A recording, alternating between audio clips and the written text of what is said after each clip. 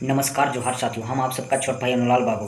बिहार में बहुजन समाज के लिए बहुत ही बड़ी बात है और एक बहुत ही बड़ी आप सभी के लिए खबर है, जो कि बिहार में तीसरा थर्ड फ्रंट पार्टी बनकर बिहार में एक तैयार हो गई है। जो कि आप लोग को मन में चलता था और सभी लोग सोचते थे कि आखिर ये बिहार में कौन किसके साथ गठबंधन करेगी और किसके साथ गठबंधन करके चुनाव लड़ेगी। तो आप लोगों को मालूम ही पड़ गया होगा, और जो भी आप लोगों को मन में चलता था और सभी व्यक्तियों को मन में चलता था कि आखिर आज़ाद समाज पार्टी एवं असदुद्दीन वैसी और स्वामी प्रसाद मौर्य किसके साथ गठबंधन करेंगे और किसके साथ गठबंधन मिलकर बिहार में चुनाव लड़ने का प्रयास करेंगे। तो साथियों, दोस्तों, मैं बता दूं कि आज जो भी खबर निकल कर आई है, यह बिहार चुनाव के मध्य नज़र रखते हुए लोग मिलकर अपने आप से यह चर्चा किए और फैसला लिए कि नहीं, बिहार में एक बहुत ही बड़ी सफलता मिलेगी कब, जबकि गठबंधन होगी तब।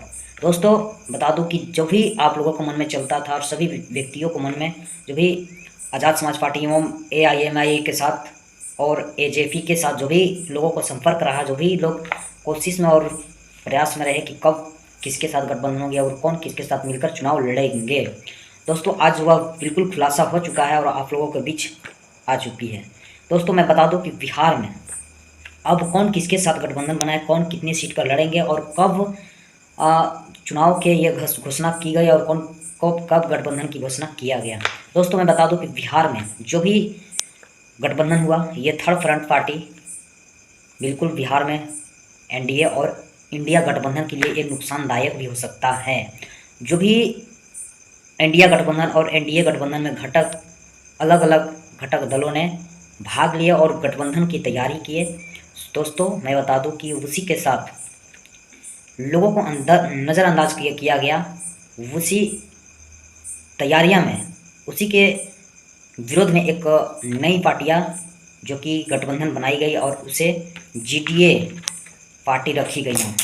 दोस्तों, मैं बता दूं कि कौन किसके साथ गठबंधन बनाया है।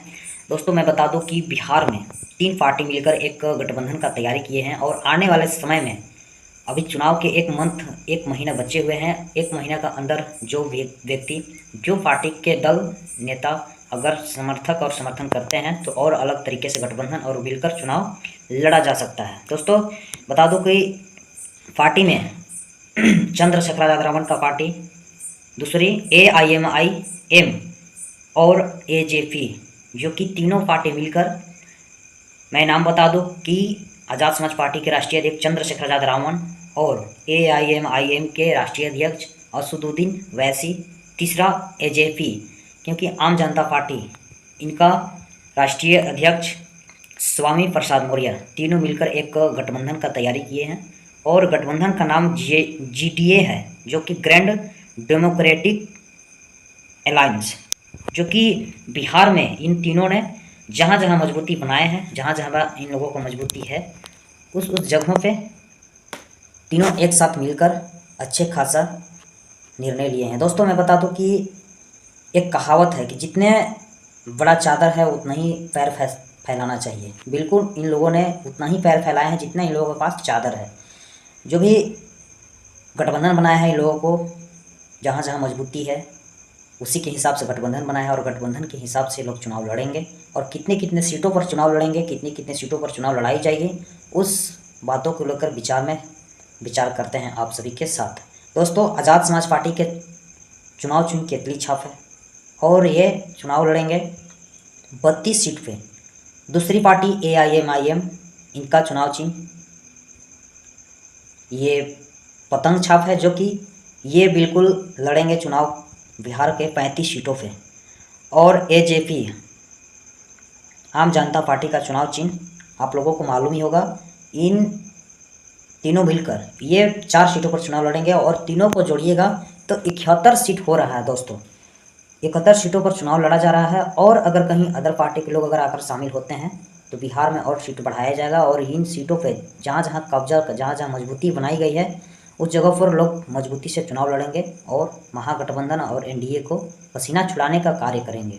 दोस्तों, आप लोगों को मन में क्या चल रहा है और क्या विचार है, आप लोग किन किन पार्टियों को समर्थन कर रहे हैं, क्या गठबंधन तीनों में मिलकर कर रहे हैं तो क्या तीनों में से कुछ फायदा हो सकता है बिहार में या नहीं हो सकता है? आप लोग कमेंट कर अपना अपना राय दीजिएगा। जोहार, नमस्कार, जय भीम।